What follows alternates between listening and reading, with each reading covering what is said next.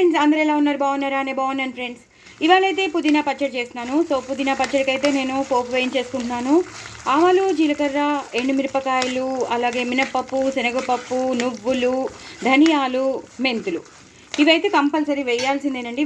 వేస్తేనే టేస్ట్ వస్తుంది. సో మళ్ళీ ఇంకోసారి చెప్తాను, నేను ఒకటేసారి ఎందుకు ఇలా వేసి మీకు చూపిస్తున్నాను అంటే చాలా తక్కువ టైంలో మీకు చూపించేద్దామని నేను చేస్తున్నాను అనమాట.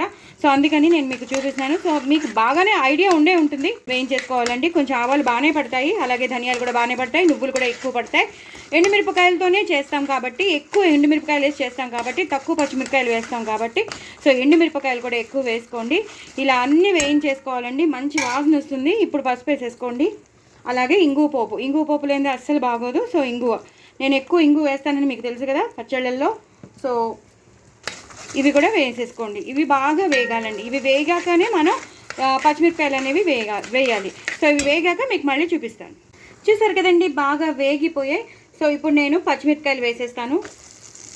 సో పచ్చిమిరపకాయలు వేస్తాను, అలాగే ఎండుమిరపకాయలు కూడా వేస్తాను. కానీ ఎండుమిరపకాయలు ఎక్కువ ఉంటాయి, పచ్చిమిరపకాయలు తక్కువ ఉంటాయి. చాలా చాలా టేస్టీగా ఉంటుంది పుదీనా పచ్చడి అనేది. మీకు అందరికీ తెలిసే ఉండొచ్చు. ఒకటి మాత్రం, పుదీనా పచ్చళ్ళలో నేను కొత్తిమీర కాడలు కలిపేస్తాను. కొత్తిమీర వేసి చేసుకునే వాళ్ళు కూడా ఉంటారు. కొత్తిమీర, పుదీనా రెండు కలిపి చేసుకునే వాళ్ళు ఉంటారు. నేనైతే కొత్తిమీర కాడలు కలిపేసి చేసేస్తున్నాను. ఫ్రెష్గా ఉన్న కొత్తిమీర కాడలు ఉంటాయి కదా, అవి వేసేస్తున్నాను. ఎందుకంటే చాలామంది పడేస్తూ ఉంటారు, కొత్తిమీర వాడేస్తారు, కాడలు పడేస్తూ ఉంటారు. అలా పడేయకుండా ఆ కొత్తిమీర కాడల్ని నేను ఇలాగా పుదీనా పచ్చళ్ళలో వాడేస్తాను. సో ఇప్పుడు బాగా వేగిపోయాయి కదండి. మనం వేసిన పచ్చిమిరపకాయలు ఇంకొకసారి వేగాలండి. వేగాక మీకు మళ్ళీ చూపిస్తాను. పోపు వేగిపోయిందండి, బాగా వేగిపోయింది. ఇప్పుడు నేను ఇందాక చెప్పినట్టు కొత్తిమీర కాడలు అలాగే పుదీనా, మనం ఎంత తీసి పెట్టుకుంటామో పుదీనా కడిగి పెట్టుకున్నది వేసేస్తాను. వేసేసి ఇలా వేయించేస్తాను. ఇది బాగా వేగాలండి. దీని పచ్చిదనం అంతా పోవాలి. అలానే దాని క్లోరోఫిల్ అంటే దానిది ఫ్లేవర్ పోకూడదు, కానీ ఇది మాత్రం వేగాలి. అంటే కొత్తిమీర ఫ్లేవర్ ఉండాలి, అలాగే పుదీనా ఫ్లేవర్ ఉండాలి. కానీ దాన్ని మొత్తం వేయించేస్తే ఎందుకు పచ్చడి అవ్వదు. కొంచెం దాని పచ్చిదనం అనేది పోవాలి. అది అయ్యాక మీకు మళ్ళీ చూపిస్తాను. సిమ్లో పెట్టుకుని వేయిస్తూ ఉండాలండి.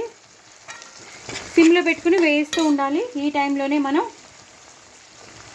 కొంచెం బాగా వేగిపోయాక అప్పుడు మనం చింతపండు రసం వేద్దాం.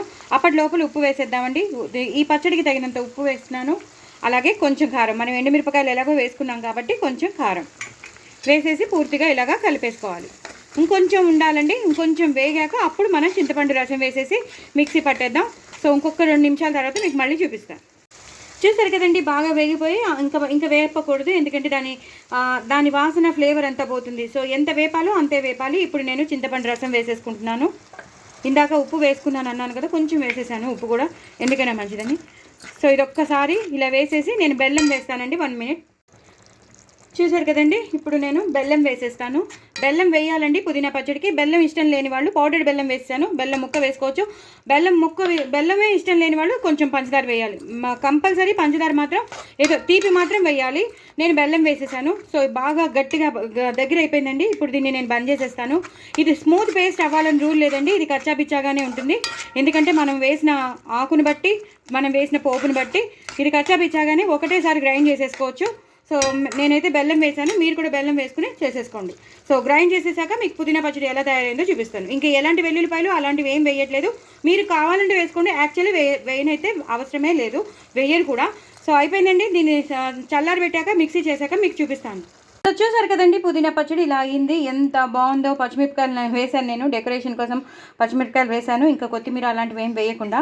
చూసారు కదా ఎంత బాగా నూనెతో చక్కగా. ఇంకా వేరే పోపు ఏం పెట్టుకోకర్లేదు, మనం వేసిన పోపే సరిపోతుంది. ఇగో ఇలా ఉండాలి. ఈ కచ్చాపిచ్చాగా ఉంటేనే బాగుంటుంది. మరి ఇంకెందుకు ఆలస్యం, తప్పకుండా చేసుకోండి, ఎంజాయ్ చేయండి. పుదీనా పచ్చడి చాలా బాగుంటుంది. స్ప్రెడ్కి బాగుంటుంది, రోటీలోకి బాగుంటుంది, చపాతీలో నంచుకోవడానికి బాగుంటుంది, అన్నంలోకి బాగుంటుంది, ఉప్మాలోకి బాగుంటుంది, ఇడ్లీ, దోశ ప్రతి దానికి బాగుంటుంది.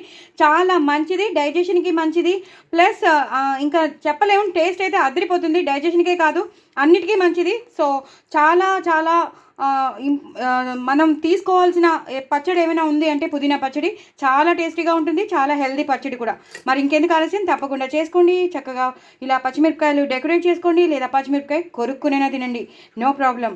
నా ఛానల్ని మాత్రం సబ్స్క్రైబ్ చేసుకోవడం అసలు మర్చిపోద్దు. నేను దీని రెసిపీ పంపిస్తాను కాబట్టి తప్పకుండా చూడండి, చేసుకోండి. బాయ్ అండి.